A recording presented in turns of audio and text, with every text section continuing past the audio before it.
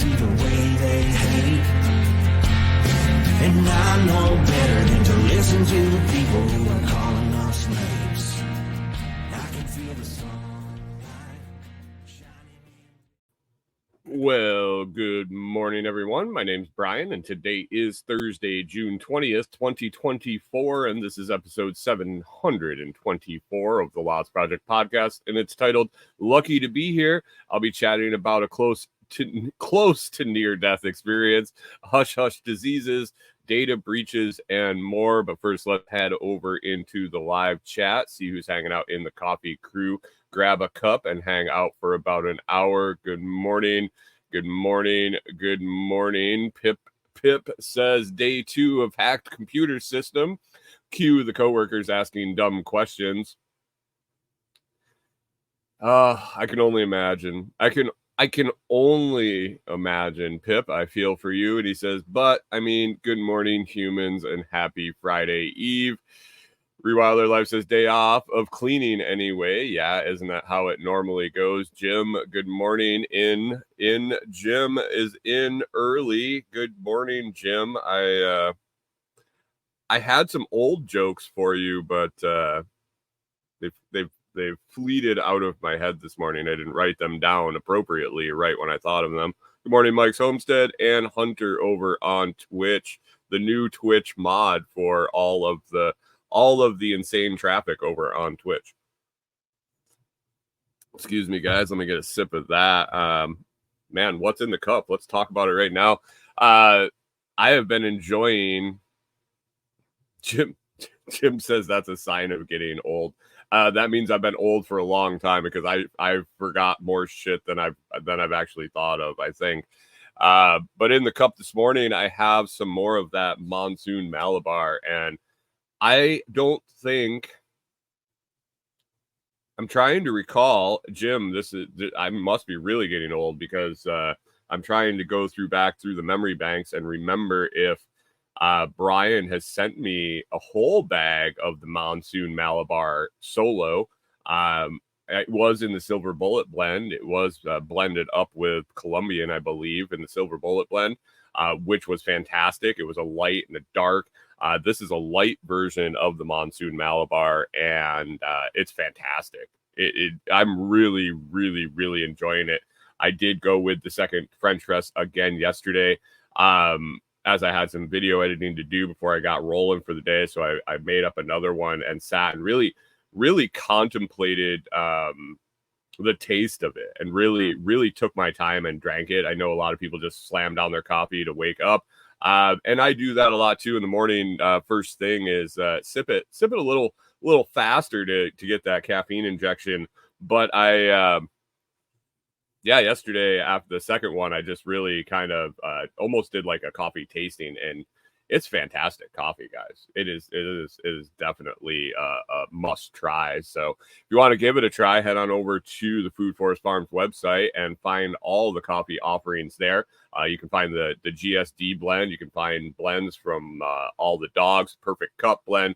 Those things are all associated with the Lots Project, but he has a wide variety of blends and beans available. So check them out, foodforestfarms.com. You can get 10% off if you haven't used the coupon code yet, LOTS10, LOTS10, or LOTS5 forever and always. Even if you use it, you can use it again and again and again for 5% off anything at the Food Forest Farms website. Always free shipping, always great customer service, and always a pleasure to deal with Mr. Norton.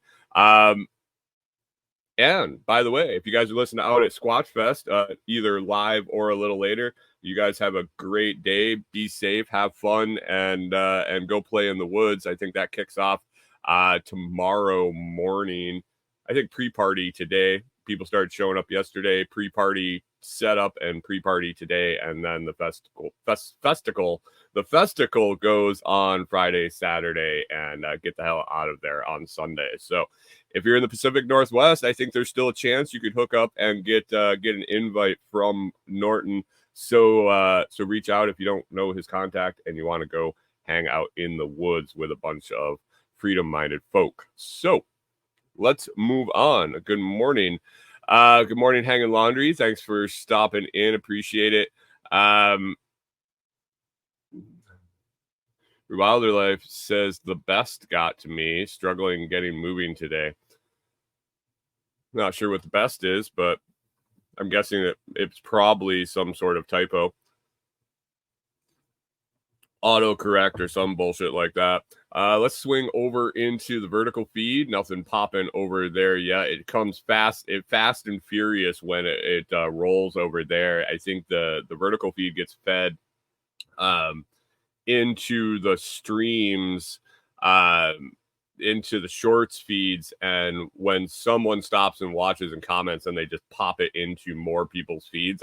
I don't know, but I'll go back after the show and I'll scroll through the comments, because until I have a secondary screen, and I do have one coming, guys. That's something I'll tell you in a minute here.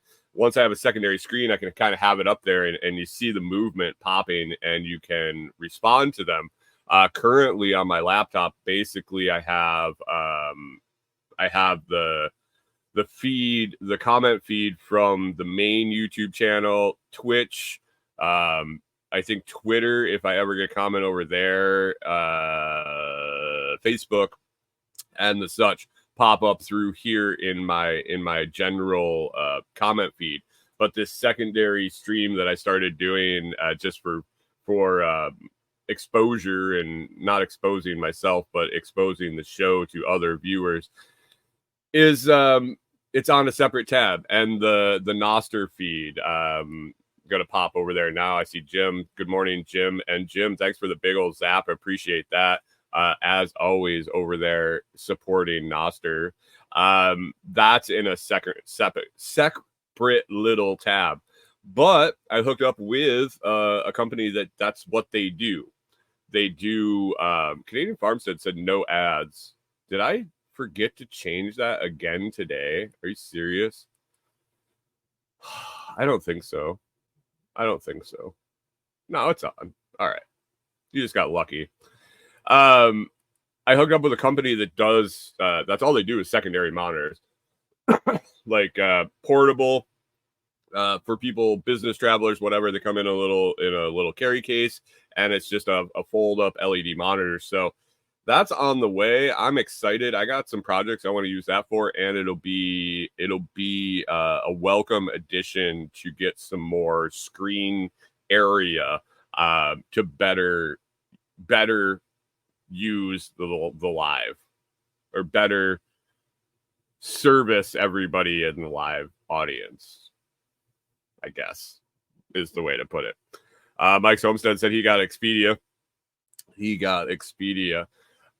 So what are we talking about today? So I didn't want to, let's say, so we almost had an accident yesterday. Corey and I almost had an accident on our dog walk yesterday. There are many things that could happen on the dog walk. We could get hit by a car or a dump truck or the such on this road. No problem. There's literally no shoulder on the road. There's a ditch that's growing and getting deeper and deeper, but the shoulder on the road, I've mentioned it before, they redid the road out here, and when they lined the road, the white line on the edge of the road is literally less than 3 inches from the edge of the pavement, and then it drops off like I don't know, like 4 inches. But there are places on our walk. Canadian Farm says, "Oh, it's a cheerful show today. Oh, we'll have fun with it. We always. I mean, I'm upright, so that's a good thing." But as you go on, good morning, William Alberto Loomis Velasquez, and Jim is trying his best with Spanish over in the vertical feed. So there's other places along the road where literally the line goes on the edge of the macadam. So it's like, here's the thing, and it kind of slopes off, and it doesn't really slope. It's like it's like this on the edge of the road, and the line goes here, and it like actually goes down and then comes back up. Like the driver the driver actually swerved a little bit and painted the line on the edge of the road. Not on the edge of the road, but on the side of the road edge. On the depth of the road. Yeah, whatever. Not on the top. And so it wouldn't be unreasonable if I came on here and said any of us got hit by a car, or any of us had to jump in the ditch, or any Jim says because people were out walking their dogs. No. So it wouldn't be shocking if anything like that happened. We are very diligent about Pip says, did he paint over roadkill as well? I don't think that this guy, I don't think there was any roadkill present, but he would have for sure. He probably painted over some snails and they died, and Corey, if she found out, would probably be upset.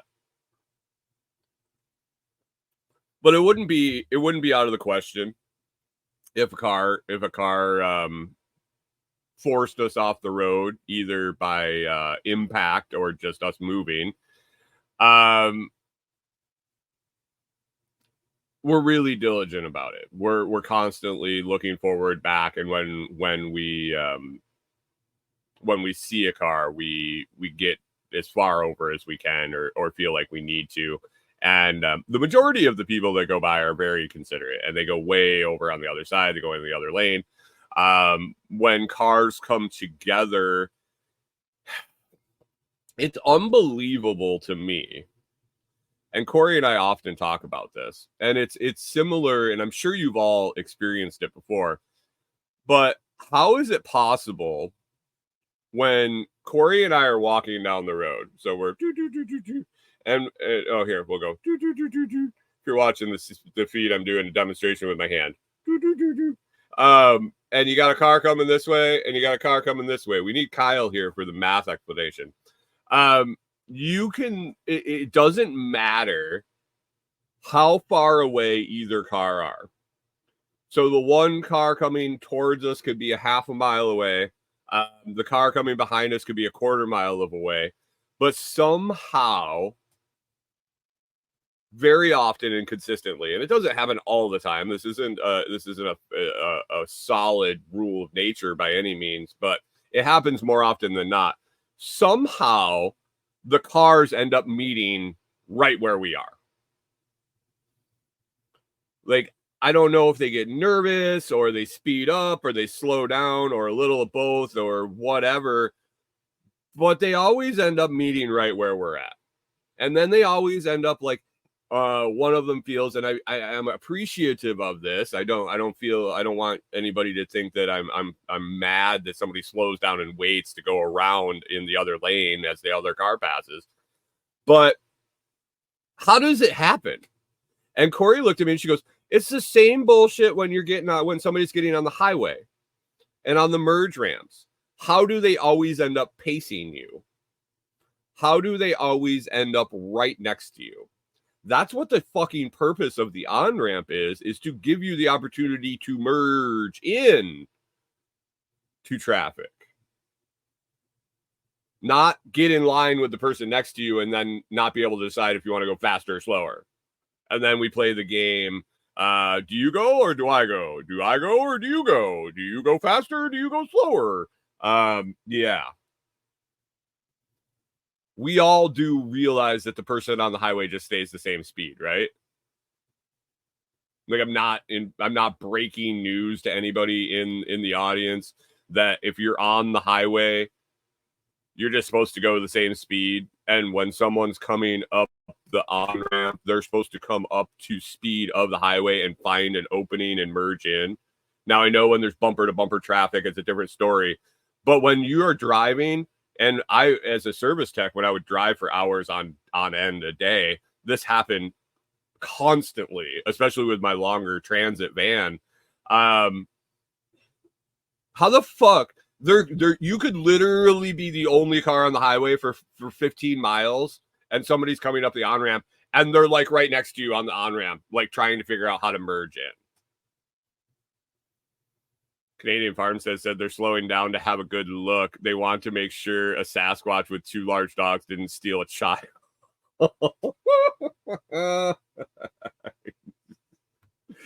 Oh, guys, I got a story for you too. Pip says, "Don't even get me started on the idiots with the merge ramp." Mike's Hope says, "No, much more fun to match their speed and challenge them." Jim just drove 2 days up 95. I've got some things to say about other drivers, and it got better after I left Florida. Weird. Is that because all the New Yorkers are still in there and they haven't headed north yet? That's a little late, isn't it? Jim, isn't it a little late to be heading north? Hunter says he explained it. Hunter figured it all out. Humans are pack animals. They need to be next to someone. Yeah. Well, let me put on my notes here real quick to go back to something that Canadian Farmstead made me think about, because that is an interesting topic for sure. And then we will keep rolling.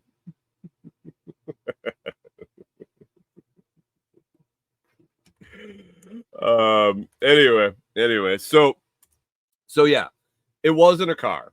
All of that to say, it wasn't a car that hit us. It wasn't a pack of stray dogs.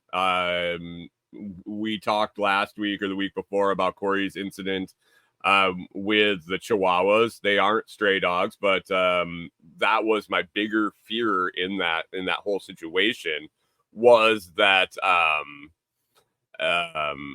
hey Carl, how we doing? English or Spanish? English here mostly. We do speak other languages, not necessarily Spanish.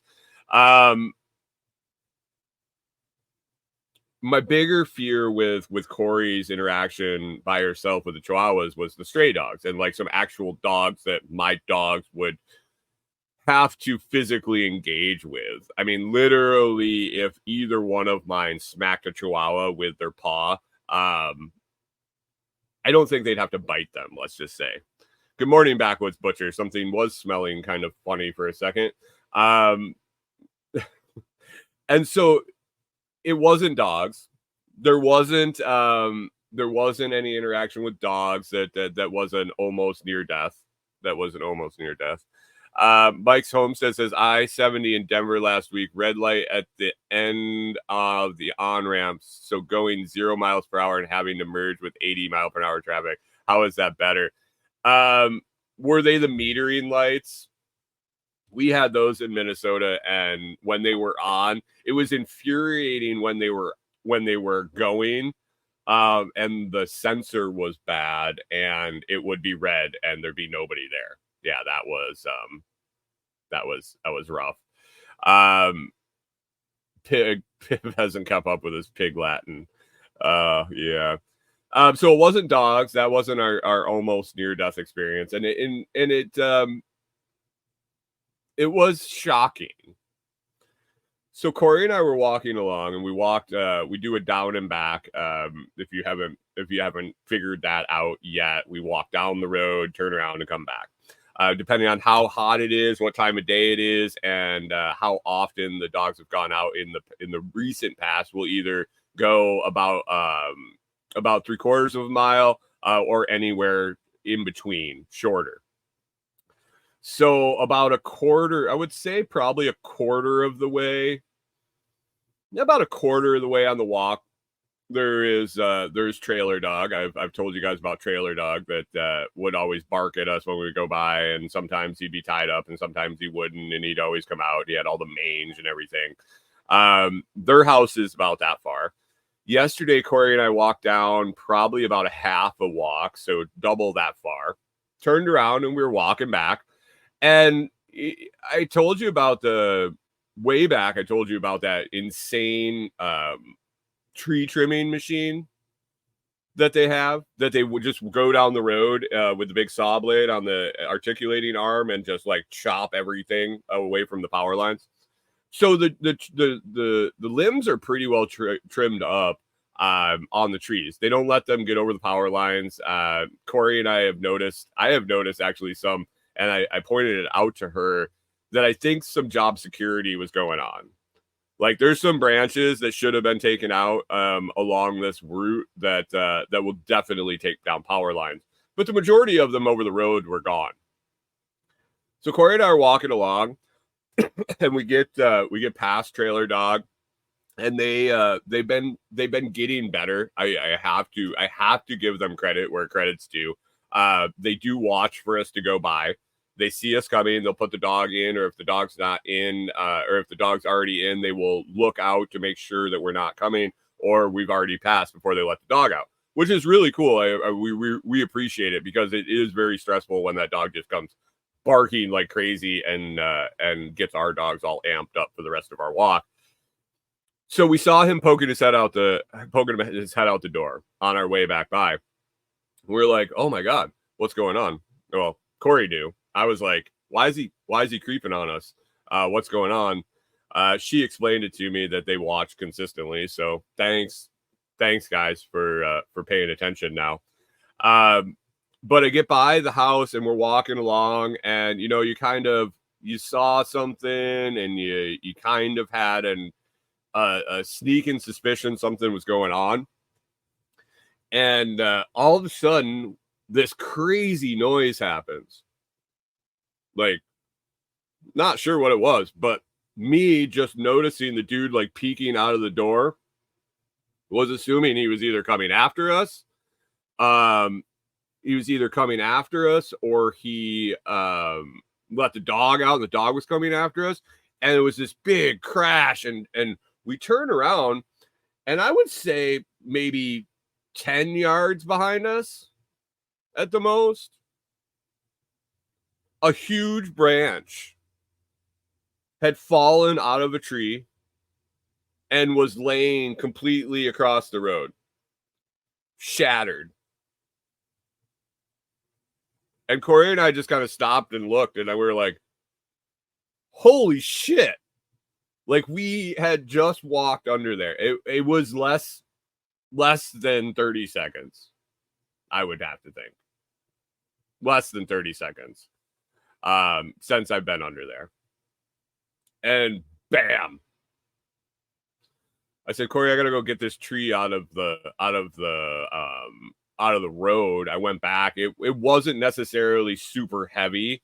I think if it had fallen on us, it wouldn't have been pleasant. I don't think it would have killed any of us, or maybe one of the dogs it could have injured if it fell on their back prop, or like the way it fell. I think we would have been okay. But I swept all the shit off the road. I pulled the big branch off the road, and I looked up, and there were a ton more. And I was like, we really need to keep an eye on this. I felt like it wasn't super windy. It wasn't storming. It wasn't any conditions where you would think there would be limbs flying out of trees just randomly. And it made me wonder, like Kyle says, this sounds like Final Destination. This makes me wonder, like, when does this happen when you're driving? Like, this could happen at any point, and bam, it's just done. And it made me think about back when I worked for that startup company that did the waste plastic to crude oil. The CTO and the guy that started the company, he had a tragedy happen with his wife while I worked there.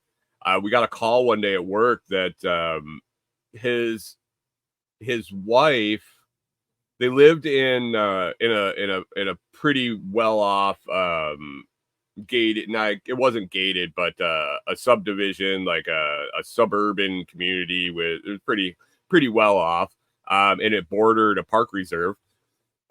And she had been out walking with a friend and their two dogs.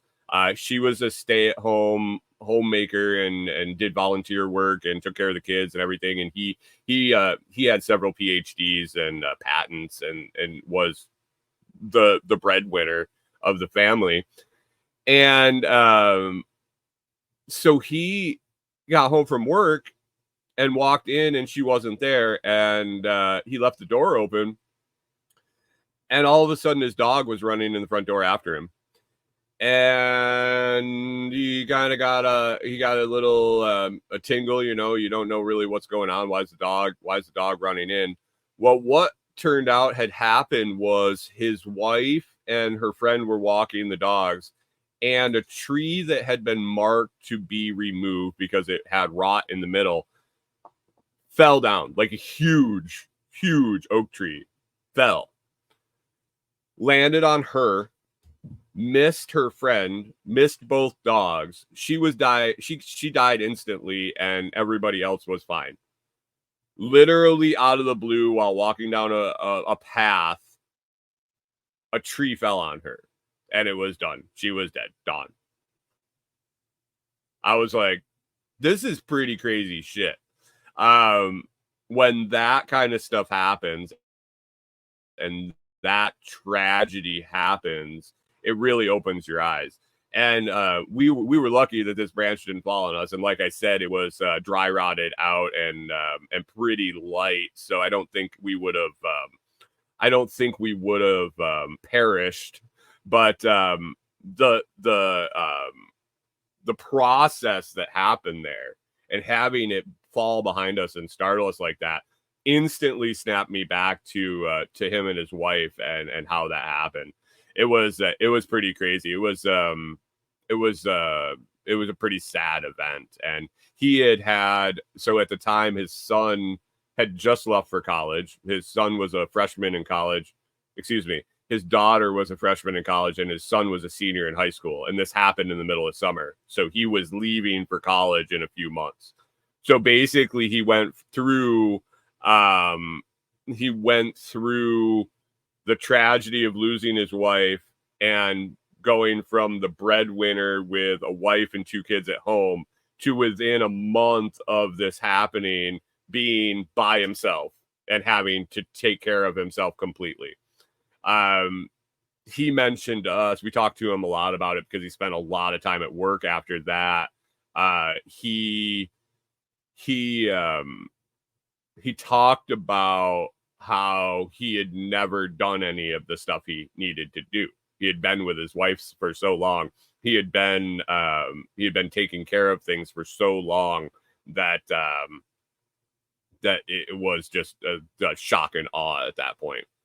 He had to get groceries. He had to cook his meals. He had to do all these things that she did because she stayed home. And in an instant, it all changed. It's craziness.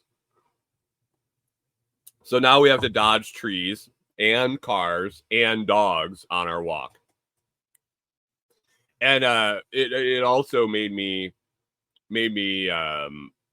not that I wasn't. I'm very cognizant when I'm out at Delinquent Scully to keep my eyes up. There are tons of widowmakers out there. There's tons of deadfall. There's tons of hung up limbs. And if the wind is blowing at a decent clip, and I'm out there, I normally hear a tree fall. A good portion of the time. So that's why we're being pretty diligent on getting any of the trees dropped that could do damage to any cabin or structure we build. We're going out at a radius of the height of the trees where if anything except the very top, the lollipop top fell on the tree or fell on the house, it'd be different. But anything significant trunk wise gets dropped so that it doesn't fall down.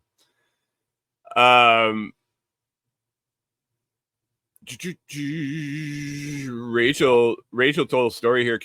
They were camping in the camper a few years back. We were sleeping and heard a huge crash. I got up and looked out the camper window, and a huge branch had landed on the front of the camper and the truck. Truck was smashed, camper smashed, a few more feet, and who knows.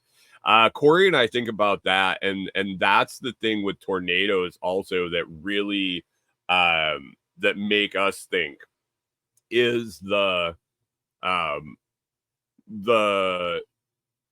weak spots of these campers is the walls and their construction.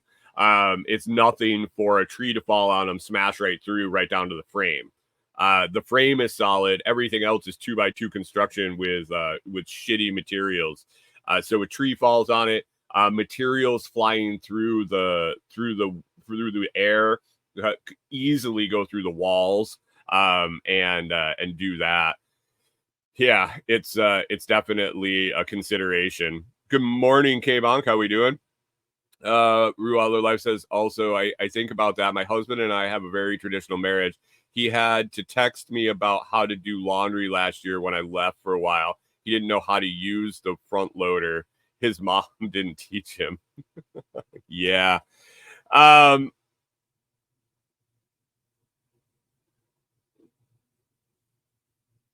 Backwoods Butcher says, I had 2 trees come down in front and behind me while I was out plowing that last major storm. It was nuts. I was trapped there for an hour. Yeah. Hang of Laundry says she needs a cheap way to drop trees. Could tannerite be an answer? It could be. I mean, how big are the trees? And why don't you have somebody local that you're connected with that can help you with that? Wisconsin, right? There's plenty of lumberjacks in Wisconsin. There's plenty of lumberjacks in Wisconsin. So, Rewilder Life mentioned traditional marriage, and it really reminds me of Corey's grandfather, who has since passed, but him and her grandmother had the very, very, very traditional marriage, and she was like Betty Crocker, or Good House. She could have been in Good Housekeeping. She was always she was always well dressed in heels and cooked breakfast and lunch and dinner and served it and cleaned the house and everything. She also worked, I believe, for sure. I'm almost 100% positive. But he was the breadwinner, and he did the man stuff. When his wife passed away, they had been married for a long time. Corey, how long were your grandparents married? Like over 50 years? Well, yeah, over 50 years. So when she passed away, when the last time he had done anything for himself, microwaves weren't a thing. He didn't know where he could figure it out. I mean, he wasn't an idiot. He wasn't a dumb man. He was a very intelligent man, but like, he didn't make his own coffee. When he would come out in the morning, his breakfast and his coffee was on the table. Like, he didn't need to know where anything was in the kitchen because she took care of him. So trying to teach a man in his 90s how to care for himself and try to go through the motions of all the things that have changed since he grew up and was taught this stuff. Don't put a spoon in the microwave. You'll burn your house down. That kind of stuff. But he wanted to learn. He wanted to be able to take care of himself. It was a function of how they lived together that prevented him from that. So Jim says, so many couples are like that. My mom didn't know how my dad paid the bills. She had a lot to learn when he passed. Yeah, it is for sure something like that.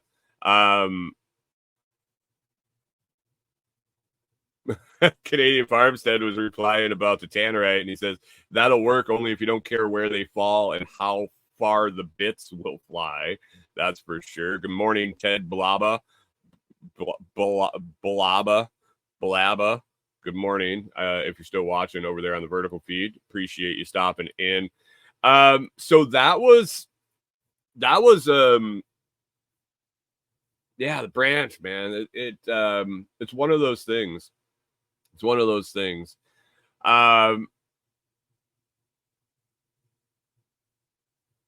Rewilder Life says that's just how it was then. Hubby is capable, but he's always carried such a heavy load working. I do the rest. Yeah, and that's just kind of what we do. That's just kind of what reasonable couples do. You divide and conquer. It's you get more done that way. There's no use doing double work. So why not just take responsibilities and maybe switch it up now and then? But when you're married to someone, when you're married, Jim says cross training is important. That should be said. It is. But when you're married to someone, it doesn't make sense. Well, it does if you would both enjoy doing all the things. But I think it's way more efficient to divide and conquer. Canadian Farm says teamwork makes the dream work.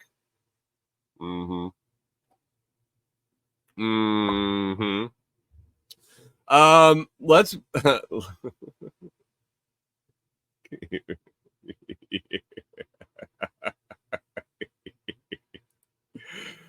K-Box says being single sucks. I mean, there's advantages and disadvantages to everything. And Pip says this is why single people are stronger. Like physically, I've met some pretty not strong single people. And a lot of times it's because that's why they're single. And Canadian Farm says this is why I only get half of everything done. You guys should always all you single guys should all get together. Have a little single guy commune. You can all share responsibilities and such. A note from yesterday at more Amazon. Well, I guess this would be Chicago Fire. More takeaways from our evening relaxation time. Corey and I are hanging out. So we're watching Chicago Fire. We're rolling through. Holy crap! Rewilder Life says next week we celebrate 31 years of wedded bliss. Doesn't seem like a minute over or any time over 5 minutes. I imagine. Congratulations. It goes by quick, doesn't it?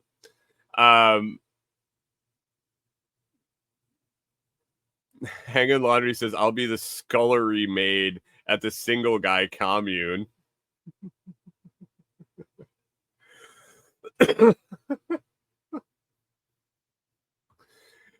Backwoods Butcher says, I watched Chicago Fire on TikTok. What? It's on TikTok?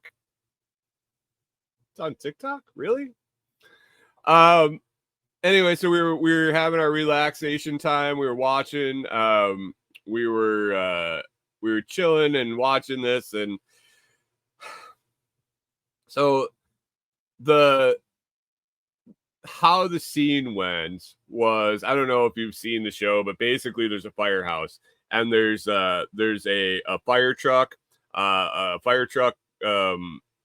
then a rescue squad truck, and then an ambulance.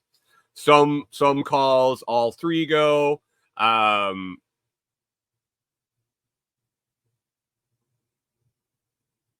Sometimes all three go. Sometimes just the ambulance goes and whatnot, depending on the call. So this particular call, I love how I'm reliving fake calls. This one, just the paramedics got called.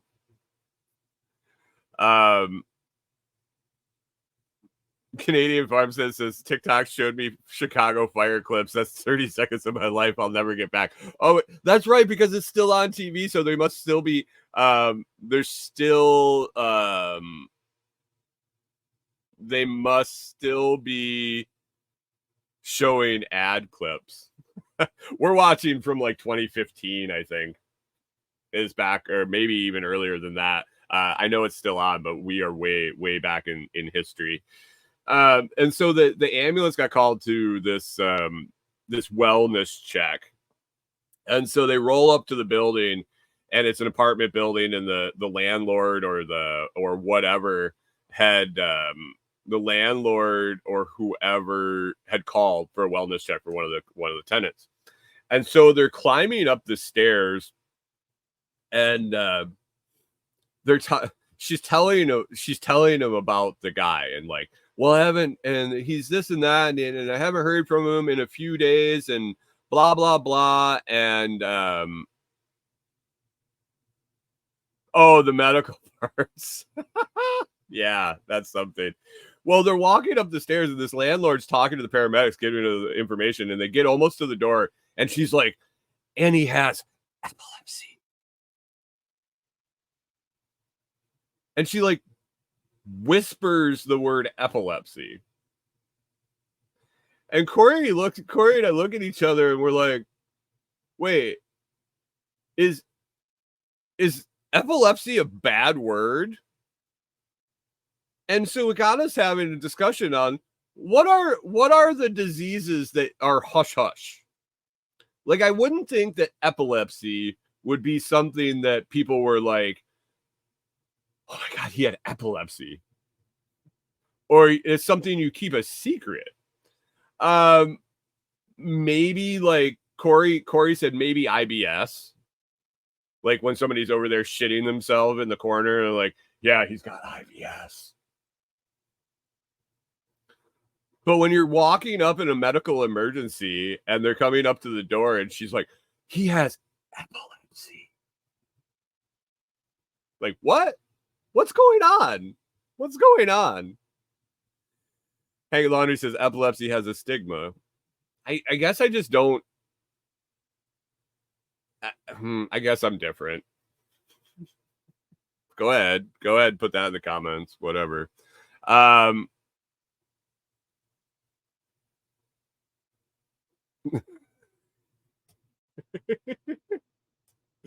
Anyway, they go in, and the call was actually pretty interesting. Good morning, John Palmer. How are we doing? Thanks for stopping. The call was actually pretty interesting. They went in, and some dude was just like sitting in his chair, and he couldn't talk. And they go over and they start examining him, and he opens his mouth, and they're like, "Oh my God, it smells." The dude had bit his tongue during a seizure, and he had gotten gangrene in his tongue, and his whole mouth was swollen and filled with gangrene tongue. But we were just John Palmer got Max and Farmer's dog ads this morning. We were just shocked that she was like quietly saying epilepsy. Do you guys Pip says if a dude had an STD or 4, maybe a whisper, but not epilepsy. Well, that's what we were thinking. Like, isn't epilepsy something you would want people to know? Like, in case, like Kyle says, you end up having a seizure. Like, I think the bigger issue would be if they didn't have epilepsy and they were having a seizure. What diseases would you want somebody, like if you had a condition or a disease, which ones would you want them to be quiet about? Canadian Farm says that he's short-sighted. Oh no, I just dumped my coffee. That is impressive. Hey Corey, is there any way you can help me for a second? I need a paper towel. Live on air. Live on air. This is fantastic. Thank you. Anyway, that's the first time that's happened. In the whole time I've done my show, I don't think I've ever dumped my coffee. 724 episodes. And I've never dumped my coffee. I will have to start now bringing yeah, that's it. Perfect. I appreciate you. And that's why I'm married. I wouldn't have been able to manage this without my wife. It's this damn new cup I have. It's so tiny I can't get my fingers through the hole.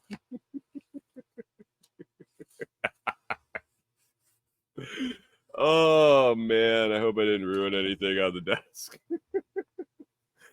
herpes. John Palmer says he would like people to be quiet if they're telling everybody about his herpes. Canadian Pharmacist says when you drink Folgers, it's way less tragic to spill. It was just a little bit in the bottom, and that's probably why it spilled, is because I was going to grab it and it was a way lighter than I thought. So let me get some weight into this thing and then really dump it on the floor. Oh, Kyle says I would have liked it if more people said stupid in a quieter voice about him. Mike Soames said exactly what I was thinking if I had AIDS or any STD. Yeah. Mike Soames says that's traditional wife with the save. I mean, I could have got up and ran and got the paper towels, but who would talk to you guys? Jim says, Corey, are you in charge of paper towels? Brian needs cross training. Hey, I'm in charge of grocery shopping. She makes the list, I do the shopping, and we see how efficiently that works. Because I can get shopping done in like 17 minutes. I think 17 minutes is the current record.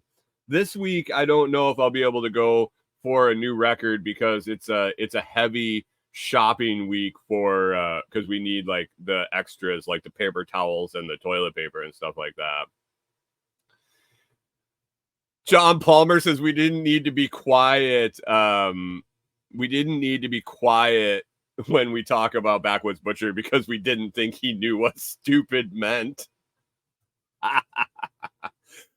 Jim says, who puts them away? The groceries? Oh, it depends. It really depends. If I come home and she's working, she's in a meeting or something like that, I come in and unload them and put them away. If she's available when I get home, she helps me she takes them at the door and helps me put them away, or she puts them away while I unload the car and the laundry, because I do the grocery shopping, the laundry, the running to town and stuff like that. Chris Dixon says, y'all see how calm Brian is now? Spilled his coffee and didn't lose his shit. Yep. You guys right here. See? We're getting about halfway in through the year. We're in the Daily Stoic. We're reading every day. We're being mindful of our situations. We're calming and being present, understanding that things happen, and that's just what it is, and we need to roll through it. We need to roll through it. Backwoods Butcher says the joke's on us. He does know what stupid means. Thanks, Jim, for the compliment, saying I'm a modern man.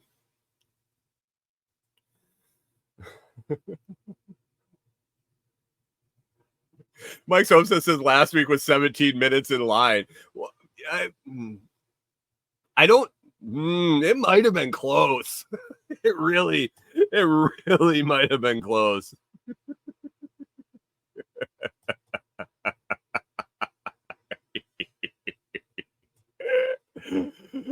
Oh man.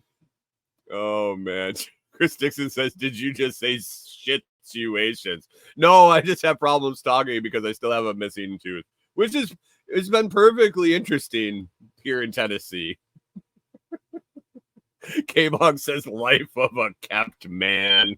And John Palmer's wondering if I put shit on the top shelf. We do have places that Corey can't reach for sure. And I try not to put anything up there. Like I keep my stuff up there. I keep coffee up there. She doesn't drink coffee, so I keep coffee up in the top of the cupboard, shit like that. We were discussing cabin plans and stuff, and she said something about we can't have cupboards over a certain height.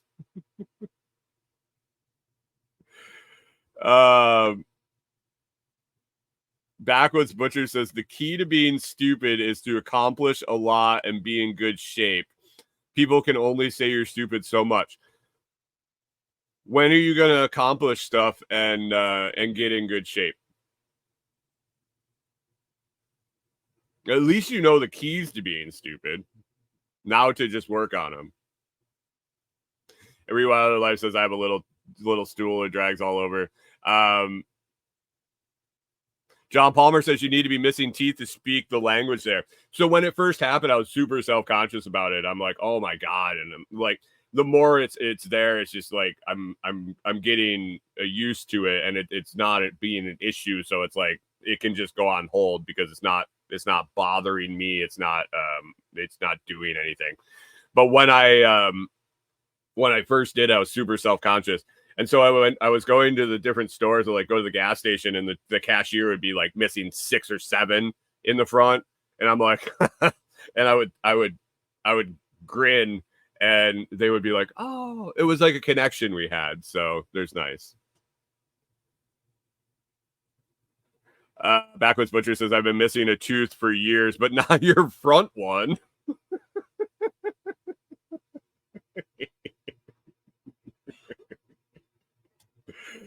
Oh, anyway, I had another story here. Okay, anyway, the story that I got reminded of, I'll go with that and see where that leads. So somebody said that people.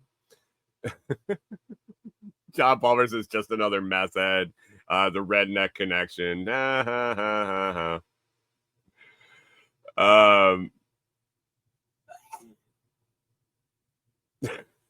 Kyle's so stupid. Bless you, Corey.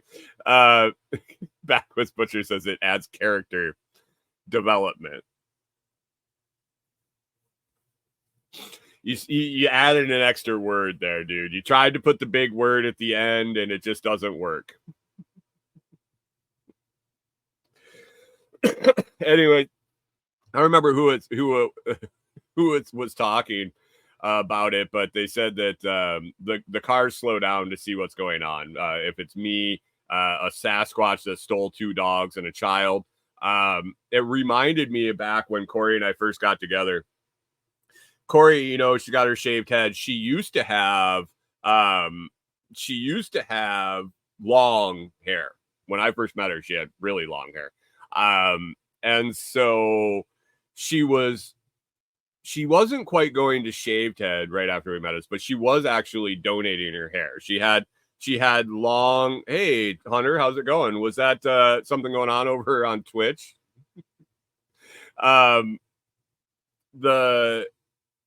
Her hair was long enough that she was donating it.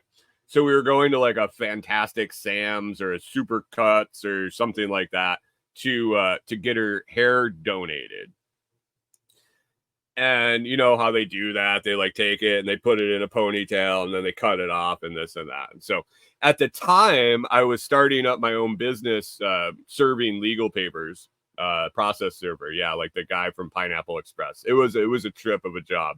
And running it myself was pretty cool. But,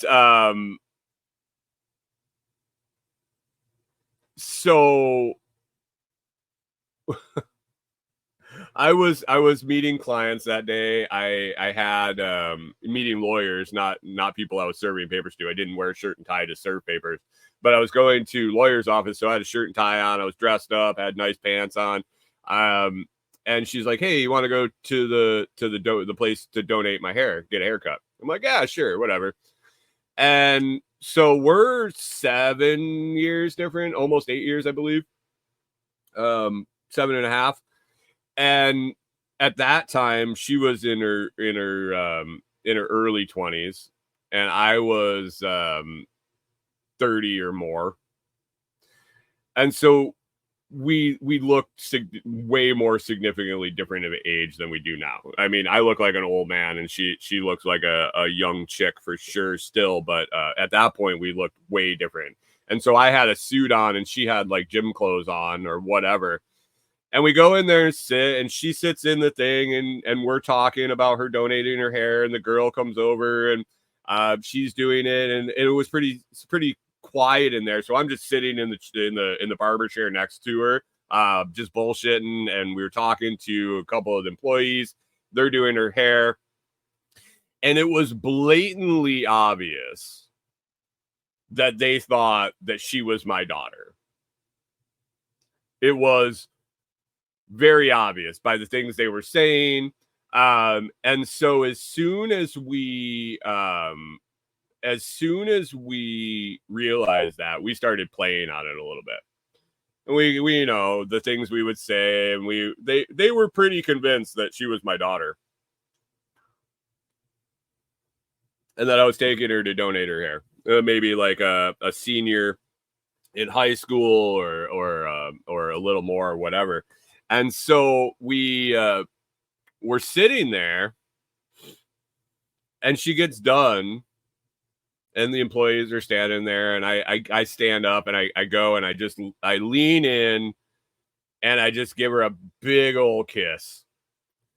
And the looks on their faces were just fantastic.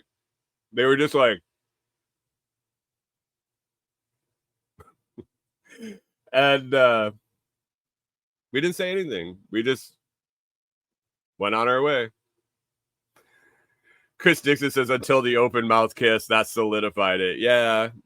They didn't know what to do. They didn't know what to do when I laid one on her, and we just walked out after. So that was fun. Pip there down at the car dealership in Florida is dealing with a big old data breach. CDK computer software systems. If you haven't heard of it, you probably should have. Well, you probably shouldn't have heard of it, but you probably want to know what it is and what it's used for. It's parts inventory and customer management software for car dealerships nationwide, not just down there in Florida. It's not just a little company. They have tons and tons and tons and tons of these software programs out there that all feed back into the main database, I'm sure, because that's how we do things now in the cloud. Well, they had a data breach, and Pip has been keeping us in the loop with it, but they've been down. This is day 2 of their inventory management software being down. He suspects, and this is just the opinion of one parts dude down there in Florida. Backwoods Butcher says, me and Nicole had a conversation about if I could pull off a gold tooth. You need a grill, dude. Pip says 27,000 shops use this software in 108 countries. That's a lot. Pip was pontificating that they probably got customer data, not just parts inventory, customer data. Like when you go and they take all your information when you get your car serviced. Yeah, like all that information. Remember,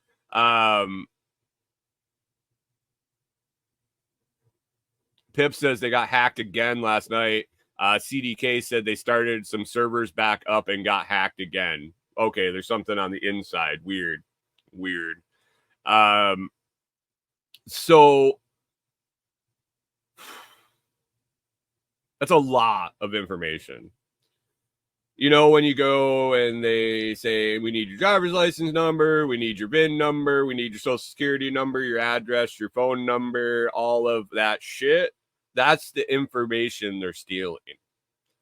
They don't really care about how many starters for Jeeps that Pip has on the shelf down there. Pip would really like to know because there's inventory coming up soon, but they don't care about that shit. They want the customer information. They want the data breach bingo.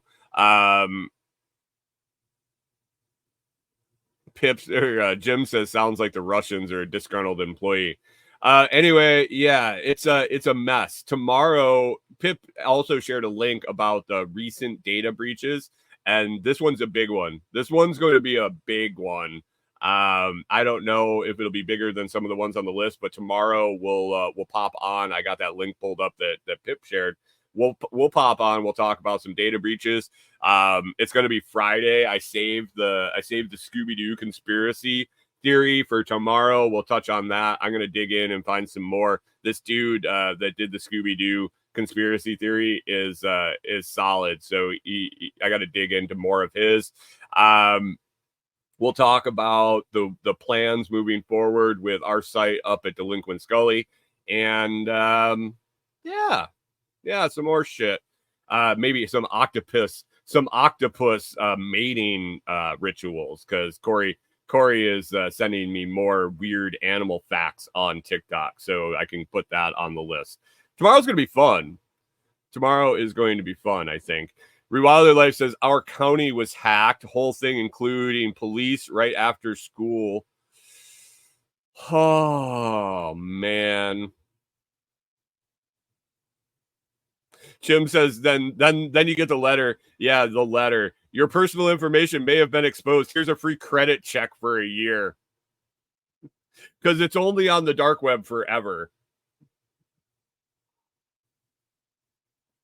Pip says Scooby Snacks always make Shaggy's eyes red. Dude, you don't even understand. Scooby Snacks are just the tip of the iceberg with this one. I was I'm into conspiracies. I'm into conspiracies for sure. You guys kind of know that. Sorry, I was just checking out the damage from my coffee spill earlier here. You guys know I'm into conspiracy theories. I'm also into Scooby-Doo. And older cartoons like that. So when that rolled up on my screen, I was like, interesting. And as I was reading, I was like, I'm wondering if AI made it up. I'm not really sure, but it's fun. It's not hugely in depth, but it definitely makes you wonder. Jim says, this is a reminder to change your passwords. Yeah. You guys use password managers? You guys use a single lock on your devices where you use a master password and store all your passwords? You guys use stuff like that?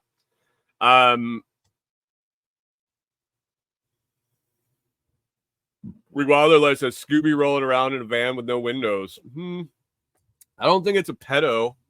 I don't think it's a pedo thing. John Palmer uses Bitwarden. Yeah, Bitwarden's a good one for sure. Some of the other ones, I haven't used them, but I remember the name. I have Bitwarden on my devices, but LastPass I think is another that I've seen popular. I downloaded Bitwarden a long time ago, and it works. I like it. It's smooth. It is what it is. It is what it is. Just a note. We got a minute here. Just a note to secure your Bitcoin. Can't be a data breach if you got it on your Jade. If you got it on your hardware wallet. You can pick one of those up. You can get a discount. I believe the link is still down in the video description. If not, it's over on thelotsproject.com. Jade, is it there? Is it there? I don't think it's there anymore. It is not. It is not in the video notes anymore. If you pop over, that's Jim says LastPass had issues. It was compromised. That's probably why I heard it in the news. You don't want to hear your password manager in the news. Like, that's the last thing. Corey had her credit card information stolen when Marriott, I believe it was Marriott or Ramada, got their big data hack back in that was back in the early 2000s. We had stayed at a hotel room, and a couple months later, they got hacked, and she had her credit card stolen that we paid with. So that was fun. But you never want to hear your password manager's name on the news, because they don't really publicize when they block attacks. They don't say we've had 17,000 attempted hacking sessions. And nobody's gotten through.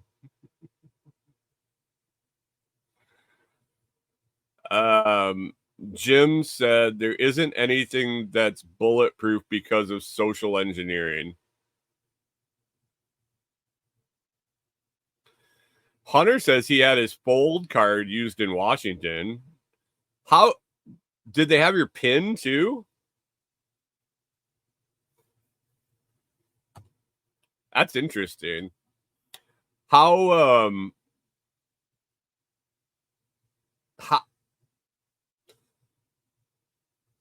oh, they did a signature. Huh. Interesting. That's it. I mean, it's a good reminder to keep your balance at a reasonable level. I know it can get be a pain in the ass to jump through the hoops to fund a card like that. But it's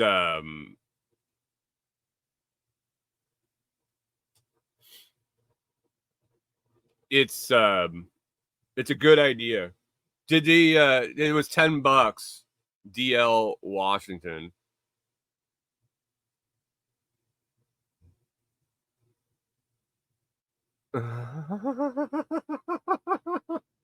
Every time I look up DL Wash, it was either the driver's license DMV for Washington State or some kind of car wash place. Man, it would be balls of steel to use a stolen debit card to get your vehicle tabs. Like, could you put any more of a paper trail down? Like, seriously, here's the transaction number that somebody stole my debit card and used it to get their tabs.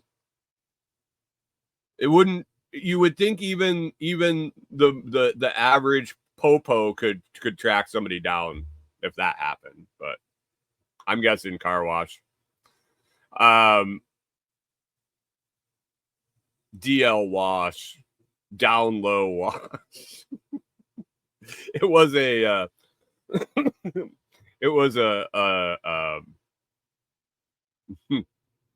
I don't even want to go with it's too late to go down this road. Anyway, guys, we're gonna wrap it up. We're 7 after, we're rolling. I don't think old Scrambling's doing his show this week. He's out at the Squatch Fest, like I said. Anyway, Jim says no, it couldn't be. Criminals are known how smart they buy. All right, guys, we're gonna get out of here. I appreciate everybody listening. If you enjoyed the show, it's always free to hit the like, share, and subscribe to return value for value. Please consider joining one of the YouTube membership tiers and listening on any value for value platform like Podverse or Fountain.fm. You can visit thelostproject.com or comfreroots.com and coupon code share the love, good for another 10 days or so.